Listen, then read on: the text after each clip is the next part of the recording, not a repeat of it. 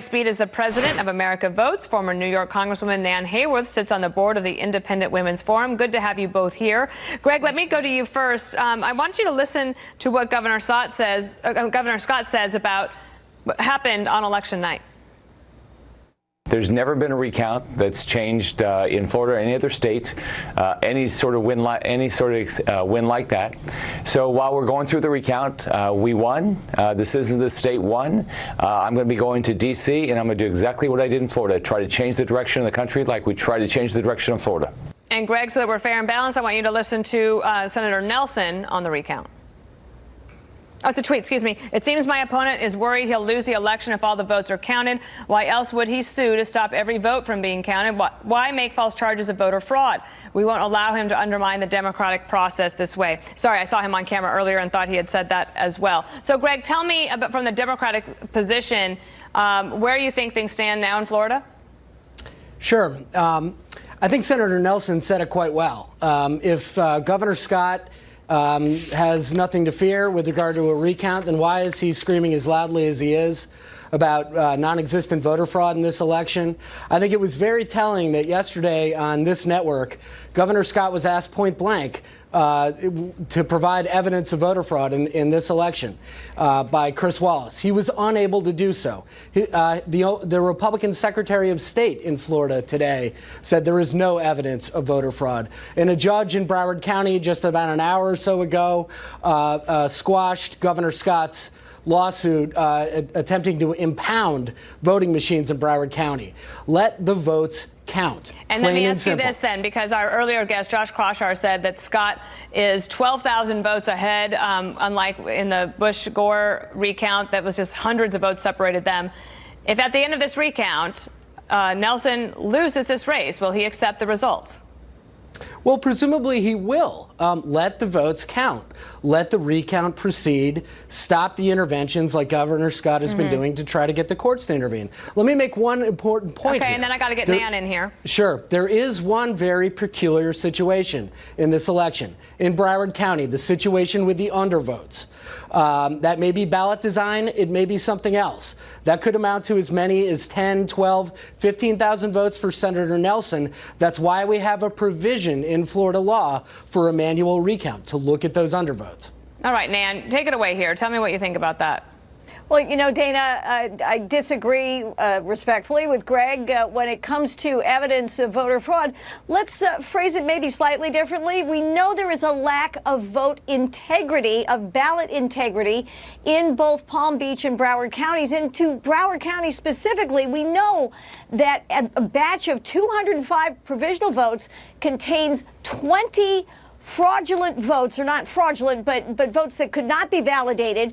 And yet the supervisor there, Brenda Snipes, wanted to count all of them. How many more examples of that are there? We know that the custody of provisional ballots, the chain of custody was not provided for. There was a box of ballots found in a school a couple of days after the election. This is no way to run an election. Brenda Snipes has been found to have pursued practices that violated custody and ballot integrity before. So Governor Scott is exactly right to pursue this to the hilt. Let every vote be counted, absolutely. But let's make sure they're real, legitimate votes. Well, we'll see what happens. I just want to make sure, do I have time to go on to another topic here? Okay, good. I thought that you told me to wrap. Speaker Pelosi, former Speaker Pelosi, she says she's staying as Speaker. Take a listen.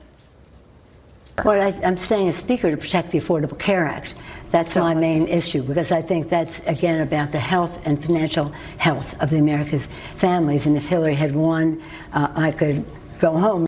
Greg, in a Politico article this morning, they said that on one hand, there's a cast of incoming Democratic freshmen who ran on change, in some cases starting with Pelosi. On the other, there is no potential replacement with anything approaching the seasoning or legislative savvy the 78-year-old Californian possesses, making it hard to see how she won't be Speaker again. So after all of this, after Nancy Pelosi was the villain in Republican ads and many Democratic freshmen who just got elected said they would never vote for her, will she likely be the Speaker again? I think she will, Dana, in all likelihood. No one knows how to count votes within the Democratic caucus better than Nancy Pelosi.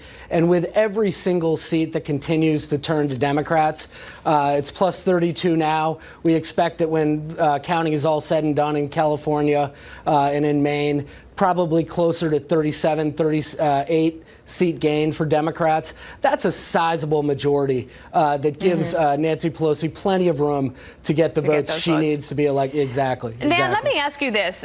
You were in Congress. You have been following all of this. Do you think that Republicans need to set aside either whether it's personal animosity or a belief that she is the #1 villain? I mean, she just won many seats. She has the potential to be Speaker again. Is she not the boogeyman that they think she is? Well, you know what, Dana, I think that's going to depend entirely on the behavior of the Democratic majority in this coming Congress. And I agree with you that the Republicans have to offer a hand in cooperation, in reaching across the aisle so that they can accomplish things for the American people. If the Democrats behave as seems to be likely, that they will concentrate on throwing the book at the president and his family and his administration, I think they're going to be hard-pressed to make the case that they should be given the reins come the 2020 election. But it is up to Republicans to make a positive and all-encompassing case for their policy agenda and to push it forward as positively as they can. Those are good points all around. Thank you both for helping inform me today and the viewers.